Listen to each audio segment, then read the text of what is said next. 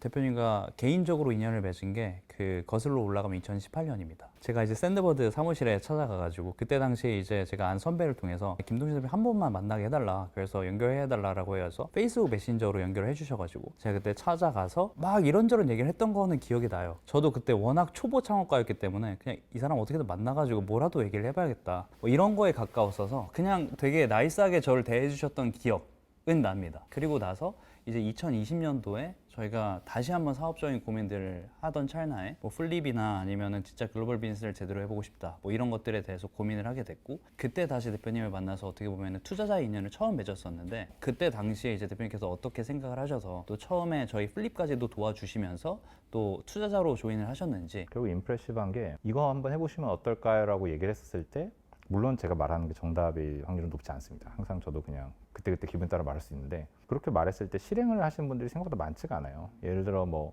이건 딱 봐도 글로벌 포텐셜이 있어, 대표님 미국에서 사업도 하실 수 있을 것 같아, 그럼 플립 한번 해보시죠, 뭐 하시죠 하잖아요. 한 10분한테 얘기하면은 실제로 하신 분 한두 분? 항상 그냥 해볼게요 라고 하면은 해오시고, 다음번에 이거 할 거예요 라면 또 그거 하시고, 그래서 하나하나씩 그 실행을 하는 것 속에서 신뢰라는 게 생긴 것 같고요. 이 제품은 아닐 수 있지만 뭐라도 하겠구나 라는 그 믿음을 갖고 일단 투자를 결정했던 것 같아요. 그래서 먼저 개인으로서 이제 그 인연이 시작이 됐던 것 같고, 그리고 이제 트랜스포스까지 연결이 되면서 좀 더 책임감 갖고 일을 해야 되는 상황이 된 거죠. 지금 2022년 하반기부터 사실 펀드레이징 시장이 좀 많이 어려워졌어요. 시드 투자도 보면 전체 볼륨이 거의 뭐 3분의 1 정도 사라지고 딜 카운트도 거의 뭐 절반 정도로 떨어지고 있고, 투자자들이 단순히 돈을 적게 푼 것뿐만 아니라 실제로 하나의 펀드레이징 하는데 걸리는 시간도 많이 늘어나고 있거든요. 근데 이런 어려운 그 시장 상황 속에서 최근에 이제 시드 펀딩을 성공을 하셨잖아요. 그래서 이 관련해서 좀 배경과 그 경험을 한번 설명해 주시면 좋을 것 같습니다.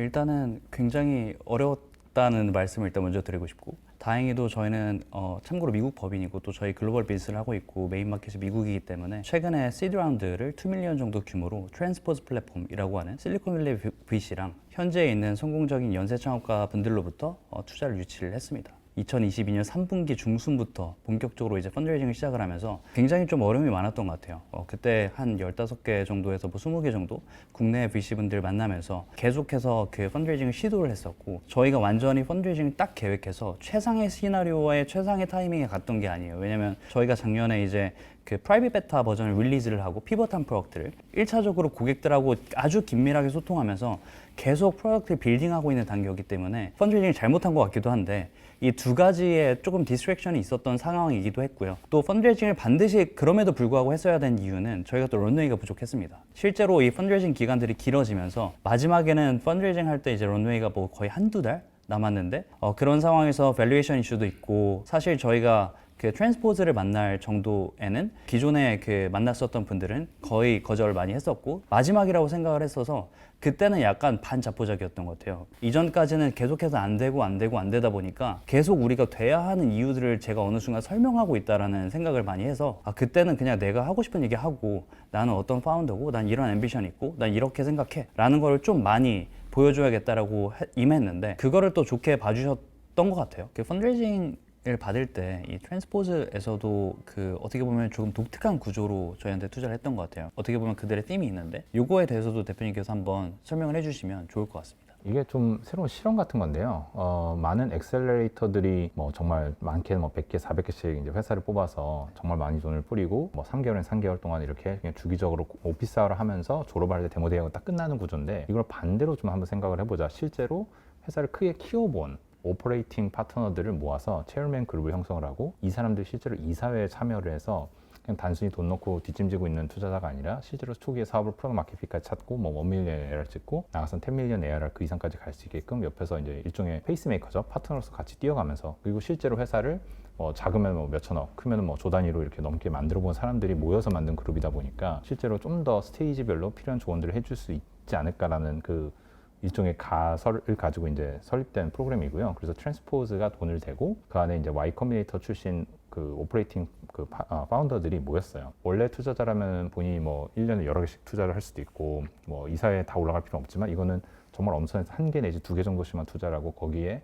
실제로 체험맨으로 들어가서 같이 이렇게 뭐 위클리를 콜을 하기도 하고 중간에 펀드레이징 돕기도 하고 하는 식으로 훨씬 더 액티브하게 도와주는 모델이죠. 그래서 이거가 사실은 되게 스케일러블하진 않은데, 과연 이 오퍼레이팅 날리지가 한 회사의 성공 확률을 높이고 또 성공으로 가는 시간을 줄여줄 수 있는가 아닌가에 대해서 한번 가설을 갖고 만든 프로그램이죠. 그 체험맨들이 일단은 다 보팅을 해서 본인들이 OK를 해야만 투자를 하고 실제로 체험맨들이 자기 돈을 직접 넣죠. 트랜스포즈만 넣는 게 아니라 체험맨 그룹에서 개인들도 넣기 때문에 완전히 인센티브를 다 온라인을 시키는 방향으로 가는 좀 독특한 프로그램이라고 보시면 될 것 같습니다. 저도 이게 처음엔 이해가 좀 어려웠지만 결국에는 스타트업 입장에서는 성공 확률을 높이기 위해서 좋은 분들을 모셔야 되기 때문에 굉장히 맥센스 할 수 있겠다라는 생각을 했고, 제가 되게 감사하게도 사실 영광스럽게도 대표님께서 파트너로 조인을 하셨고 트랜스포즈에 저 혹은 저희 예스를 추천을 하셔서 현재는 이제 저희 체어맨으로 함께 해주고 계신데, 어떻게 보면 이게 되게 레퓨테이션을 걸고 그 여러 후보들 중에서 추천을 하신 거잖아요. 특히 이렇게 해주셨던 이유나 아니면 그 중에서도 좀 그 중요하게 생각하셨던 부분들이 있으면 말씀해 주시면 좋을 것 같습니다. 왜 투자를 했는가로 돌아갔었을 때 결국 그 팀, 그 대표님에 대해서 그런 파운더로서의 트레이시나 포텐셜, 글로벌 포텐셜이 정말 크게 있다라고 믿은 게 있고요. 그리고 아까 말씀드린 문제 자체가 되게 매력적인 시장인 것 같아요. 저도 개인적으로 그 프리랜서 에이전시 입장에서도 경험을 했었고, 그 다음에 반대로 그 에이전시나 프리랜서를 고용하는 지금 그 클라이언트 입장에서도 양쪽으로 다 있다 보니까 이 문제가 정말 오래된 문제인데 아직도 제대로 해결이 안 되고 있거든요. 개개인들의 프리랜서들은 뭐 다른 파이버나 이런 플랫폼에서 뭔가 그래도 소일거리 하면서 돈을 벌 수 있는 게 있는데, 제대로 된 프로젝트, 뭐 3개월이 됐든 6개월이 됐든 이런 프로젝트를 할 수 있는 효율적인 플랫폼들은 아직도 존재하지 않는다는 게 너무 신기했는데, 그 문제를 그것도 정석대로 고객들과 인터뷰를 해서 이렇게 허슬링해가면서 실행하는 게 되게 임프레시브해서 앞으로 진짜 5년, 10년 동안 하면 정말 사회에 큰 밸류를 줄 수 있겠다는 생각이 들었고요. 기억하실지 모르겠지만 제가 대표님한테 중간에 여쭤본 적이 있어요. 고객들과 인터뷰를 하면서 본인의 감정이 어떻게 변하냐, 이 시장에 대한 믿음이 어떻게 변하냐고 여쭤봤는데, 많은 창업자들은 생각보다 고객들과 인터뷰를 하면은요 동기부여를 잃는 경우가 많아요. 내가 생각했던 나의 아이디어랑 고객은 이런 모습이 아닌데서 고객들에게 실망을 하고 이 제품을 안 만들고 싶다 하시는 경우도 있고, 하다 보니까 내가 만들고 싶은 제품과 시장이 너무 안 맞는 거죠. 그럼 난 이 제품을 지키기 위해서 시장을 버리는 분들도 계세요. 근데 대표님은 정말 고객에 집착을 해서 그걸 갖고 문제를 정의해가면서 더 깊이 파고, 그때 대표님이 이걸 보면 볼수록 이 시장이 정말 매력적인 것 같고 되게 업사이드가 큰 것 같다라고, 그걸 진짜 진심 있게 설명을 해주셨던 것 같아갖고 그쪽 이제 체험맨 프로그램에 제안을 하고 다행히 그쪽에서도 이제 동의를 하셔가지고 진행을 하게 된 거죠. 그래서 저도 부자 만들어주세요. 네. 부자 만들어 드려야 되는데, 저도 진짜 아까 전에도 계속해서 저희가 고객 얘기들을 되게 많이 하고 있어요. 그래서 저는 요즘에도 앞으로도 제가 유지할 것 중에 하나가 매주 적어도 일정 정도의 고객을 만나는 거. 그리고 저는 고객을 만날 때마다 사실 되게 힐링하거든요. 이분들이 우리의 제품을 당장 쓰지 않아도 저는 상관이 없어요. 왜냐면 이분들로부터 배우는 게 있고, 우리가 하는 일이 진짜 가치 있는 일이구나를 느낄 수 있어서 그런 것들은 앞으로 계속 해나가려고 생각하고 있습니다. 뻔한 얘기가 전 꿀팁인 게, 많은 창업자분들이 회사가 커지면 커질수록 고객들과 직접 만나는 걸 줄여요. 그냥 시스템도 빌드해야 되고 펀드레이징도 해야 되고, 그러면서 그걸 고객을 대신 대화해 줄 사람들이 늘어나니까 그쵸. 자기들이 안 하기 시작하거든요. 그때 생각보다 동기부여를 되게 많이 잃어요.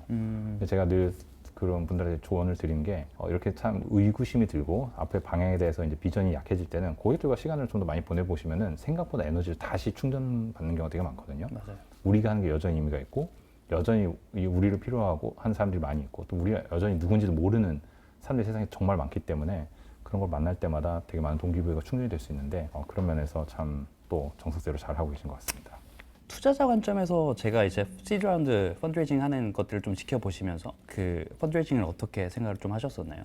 제가 이제 가끔 스타트업 같은 경우를 뭐 코칭을 하거나 실제로 이제 경영할 때도 뭐 2PM 프레임워크라고 해서 People, Product, Market, Money 4가지 관점에서 좀 보려고 하는데요. 사실 뭐 수익화 같은 건 안 돼 있는 상태였고 펀드레이징 금액도 큰 상태는 아니었기 때문에 사실 뭐 머니에 대해서는 크게 볼 거리는 없다고 생각을 했었고요. 뭐 레이터 스테이지로 이제 매출이 나오기 시작하면 그걸 많이 따지겠죠. 결국 그러면은 초기일수록 저는 People 쪽 비중을 많이 보고, 그 다음에 그 People 팀이 시장을 어떻게 정의하고 그걸 위해서 어떤 차별화된 솔루션을 좀 기획을 하고 개발할 수 있는가에 대해서, 그 어떻게 보면 제품의 실행력, 또 뭐 고객의 영업력, 이런 것들에 대해 실행력을 좀 중점적으로 보려고 하는데, 대표님 같은 경우도 처음에 되게 좀 인상적이었던 게, 그 제가 일반적으로 한국에서 오신 창업자분들을 이렇게 많이 만나보면은 좋게 말하면 되게 험블한 것 같지만 사실은 해외에서 할 때는 정말 악착같이 매달려야 되거든요. 집요하게 정말 무릎뜯듯 달려들어야 되는 그런 게 있는데, 많은 분들이 서로 예의 차리고 이렇게 하면서 되게 소프트하게 하세요. 네. 근데 대표님은 항상 끊임없이 저를 괴롭히셔가지고 그쵸. 되게 그게 좀 좋은 의미로 되게 인상적이었고, 그래서 제가 대표님한테 말씀드렸던 게 고객들과 많이 대화를 해보세요 했는데, 정말 많은 고객들과 대화를 초반에 하셨잖아요. 그쵸. 그래서 실제로 다 콜 들어가서, 근데 그런 것들에 대해서도 어떻게 보면 좀 이쯤 되면 그만해도 되지 않는가 생각이 들 것 같은데도 계속 꾸준하게 그런 것들을 실행을 하시면서 이 대표님의 그 결국 실행력과 그런 집요함 또 그런 그 파운더로서의 자질 같은 것들이 글로벌 어필이 좀 될 수 있겠다라고 좀 생각을 했었던 것 같고요. 기억하시겠지만 제가 가끔 이렇게 사람들한테 퍼스널리티 트레이트 같은 어세스먼트를 부탁을 드린 경우가 있는데 빅5 팩터 오션 모델이라고 하죠. 네. 그런 걸 했었는데 제가 생각하는 나름의 파운더 프로필과도 되게 좀 잘 온라인되어 있는 성향이신 것 같아요. 그런 것들을 좀 긍정적으로 봤던 것 같고요. 처음 만나자마자 같이 하시죠 한 건 아니었잖아요. 그쵸. 사실 안지 오래됐는데 그래서 항상 투자자들이 점에 투자한 게 아니라 선에 투자한다고 하는데 뵐 때마다 뭔가 계속 꾸준히 실행이 돼 있었던 것 같아요. 그러니까 하시겠다고 한 걸 실행을 하시고 그 사이 러닝이 있었고 근데 그 과정에서도 저는 팀이 그래서 더 큰 줄 알았는데 되게 작은 팀으로 굉장히 빨리 제품을 실행하시는 거 보면서 이 팀 자체의 결속력도 되게 좀 좋구나. 특히 팀 규모에 비해서 디자인이라든가 제품 UX라든가 빌드 퀄리티가 되게 좋아가지고 이 팀 자체가 되게 그 실행의 속도라든가 팀 자체로서도 좀 매력적으로 본 것 같고요. 이 DNA면은 사실 다른 사업을 하더라도 그러니까 피벗을 당연히 할 수 있다고 전 가정을 하고 그때 뵀었던 거고 네. 문제 정의만 잘하고 고객들과 대화만 잘하면은 결국은 시장에 제일 잘 맞는 제품을 만들 수 있겠다. 그 실행력에 대한 좀 믿음이 있었던 것 같고요. 대표님이 다른 창업자들보다 일종의 앰비션이나 꿈을 설명하는데 주저함이 없으신 게 어떻게 한국에서는 또 지양해야 될 덕목처럼 보일 수도 있거든요. 근데 결국 글로벌에서 나가서 영업을 하거나 투자자한테 펀드레이징 할 때는 그런 것들에 대해서 좀 패기 있게 얘기할 수 있는 그런 게 좀 성향이 필요한데 꿈을 주저없이 말씀하시는데 그 속에 일종의 스스로에 대한 회의나 이런 것들이 없이 진심으로 그 믿고 있는 그게 되게 좀 인상적이었던 것 같아요. 저도 한국에서 보면 나대는 성격으로 보일 수 있는데 네.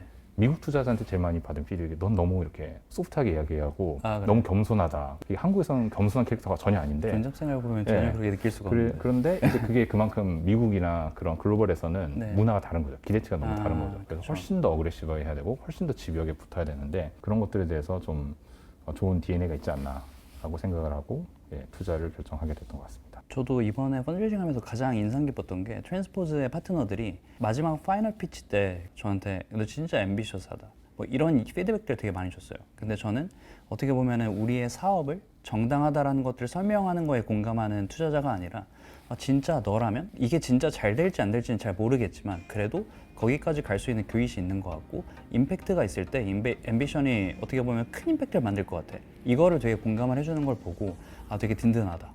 또 이런 생각들을 좀 많이 했었습니다. 힘들었던 뭐 기억에 남는 지금은 이제 말할 수 있는 그런 게 있을까요?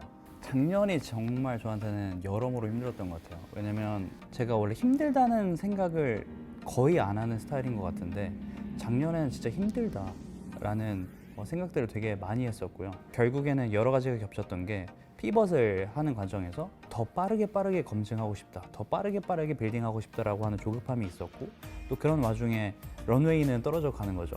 이거는 제품을 가설을 검증하는 동시에 펀드레이징도 해야 돼 라는 부분들도 있었고 그리고 뭐 되게 밈처럼 스타트업 하는 사람들이 다 불효자식이다 뭐 이런 거를 저는 되게 당연하게 생각했고 또 일이 저한테는 압도적으로 우선이라고 생각했던 사람이기 때문에 그런 것들을 하면서도 제가 어떻게 보면은 작년에 저희 또 아버지가 또 돌아가시고 제가 결국에는 점점 오히려 뒤로 가면서 느끼는 거는 고객들에 대해서도 이해하고 삶도 이해하고 하면서 나도 결국에는 하나의 사람이구나 라는 것들도 느끼게 되더라고요.